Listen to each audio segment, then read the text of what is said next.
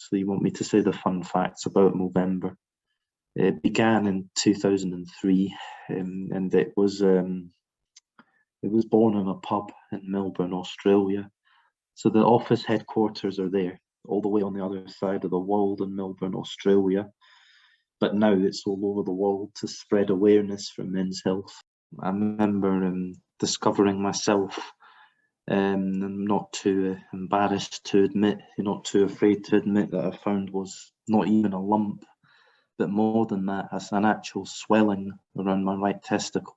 When I went to the toilet, for a wee, I did look at it once, and thought nothing of it. But then I had to look at it again, to look at it twice, and realise there was something wrong. So it just took a lot of investigating, GP, being at hospital, diagnosing, basically, and I got a kind of a gel to put round it, and so that the nurse, the woman who was nursing me at the time, it basically got almost like a sort of a tool, that was used in a massaging kind of motion around the testicle to get the gel all on there. And then to put it through some kind of scan, and then to get it diagnosed, by the oncologist that I have now. And to be honest, it came as a shock to me, that this happened to me. I'd heard about Movember before. I heard of things like testicular cancer. You never think it's you, though. But if it does turn out to be you, it does come as a bit of a shock.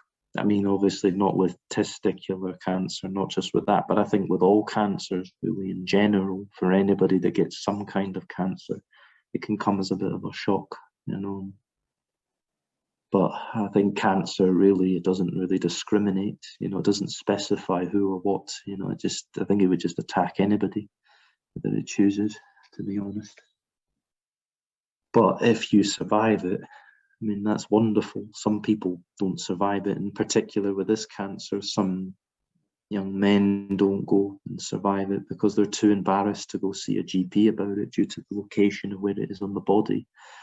And that's really sad, because they, their lives don't get spared and they die too young because they're too embarrassed to open up about it.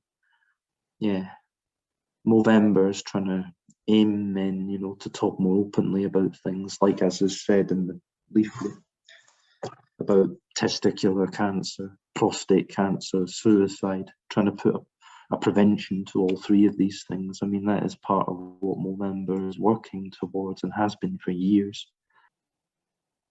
Oh, and another fun fact I know about it, hence the name Movember, and it happens in November, and it involves them growing a mustache for solidarity too. It's a play on words between the two, November and mustache combined together, hence the name, the month of when it happens, and what you can do, to show solidarity by growing a tash.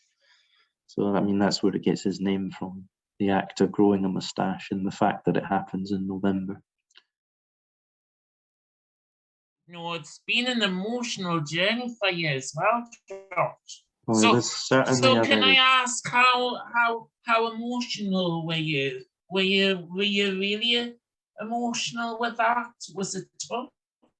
What was the tough bits? I was pretty emotional with it. All sorts of tough things, like it's not pleasant being told that you've got to get a testicle removed. At the time, I kind of felt like I was feared that maybe it would affect my masculinity, or how it would affect it, having that kind of surgery. Mm-hmm. Looking back on it now, though, I know very well that it doesn't affect it. There's a lot of other guys that say, yeah, it is worrying. Well, the word I would use now is not it is worrying. Instead, I would use was, because it's not worrying for me anymore.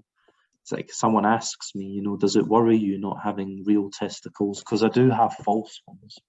I was given prosthetic testicles. You get prosthetic anything these days. Prosthetic teeth, prosthetic arms, prosthetic limbs.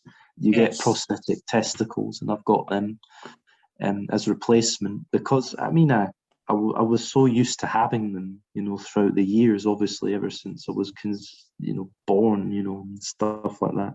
Conceived, born, so therefore I would have had them. But I just kind of feel that sort of needed the false ones, you know, to deal with the emotional roller coaster of losing the real ones. You know, that's how I felt. Not all men pick false testicles who get testicular cancer, but there's a handful that do. It's not obligational, you know, it's optional. The false testicles. So I'd say chemotherapy, if you need it, is definitely something you have to do. Otherwise, if you don't, then you're going to get a risk of it spreading somewhere else. And what was also emotional about it is that, you know, I'm having to be tied to a machine that's got lots of wires. You know, I found it stressful. You know, I'm not overly technical minded, and when I was dealing with that, I just didn't know which twist to turn with the wires, how to untangle them, because I got tangled in them. It was this machine that was pumping chemotherapy into my body as I was staying in the hospital, you know, which was very tiring. You know, I felt tired. I didn't have a lot of energy, and I was constantly always needing to go toilet a lot. There's a lot of fluid that comes with chemo. You know, taking lots of water as well, because it's good for the health benefits that combining. Did I have a lot of support? Yeah, I had plenty of support, you know, friends, family, support workers, lots and lots, and from most of the doctors and the nurses. And for some of the nurses and the doctors, the impression I got from them is that they didn't know quite how to deal with me, because maybe they're not used to having a patient that's on the spectrum, you know, the autism spectrum. And with being on the spectrum comes challenges communicationally. So as a result of that, you know, I did sometimes get the impression that they didn't know quite how to communicate with me, you know, because most of them were quite good with me, though. But yeah. We've got another question for you, Josh, from Natalie. And Natalie says, what is a good way for people to be supportive of their do you want me to help you, Stephan? The males in their lives, yeah. Well, I mean, something practical, like check regularly down there. Like if you're having a shower or if you're going for a wee, you know, check regularly down there and pay close attention, you know, have a feel, have a look. If actually going through something like that, you can reassure a male, you know, like I was reassured that my masculinity was going to be protected, was going to be fine. You get a lot of other males that would feel the same thing. Maybe they'd feel also, you know, as I did, that their masculinities would be under threat. Give them the bit of reassurance that that's not the case, you know. But the thing is, though, and I can't speak for every other male, you know, but I got all the support I got. But looking back on it, I feel like I can't quite believe that I thought, you know, that would attack my masculinity in any way. I can't get my head around it, you know. Looking back on it, I thought that it's really obvious that it wouldn't affect my masculinity. How is it that I didn't realise that at the time, you know, when I was going through what I was going through?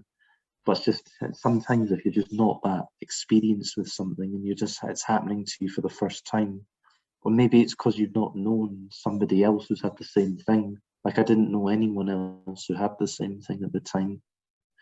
Then you are not as educated about it, and then you make your own conclusions and solutions that you, not solutions, that conclusions that you jump to, you know, and then you think, well, is it going to attack it in any way, or masculinity? Well, no, not really. It's not going to. It just isn't going to happen, because that would be impossible. No matter what happens, nothing or no one can really take that away. Brilliant questions from everybody tonight, guys. And like we say, the whole reason for Josh sharing his story is to really raise awareness that, well, one, Josh had testicular cancer, but two, if you do, God forbid, find any lumps on any part of your body, don't be embarrassed. Seek medical help as soon as possible. And if you can, have a good network of family, friends, and support around you. And I think having these kind of events once a year, it's vital because genuinely, statistically, the awareness for cancer, it kind of goes under the radar. Not many people have the courage like Josh to come on to a Zoom event like this or go to anything really and share their story. But if you didn't catch it when you did, who knows? Who knows? Well, I wouldn't be here, you know, I'd be dead, simply, you know. It goes to show that the earlier you find something, guys, anything at all that's to do with medical, get to your GP and get it checked out. I think that is the overriding message from events like this.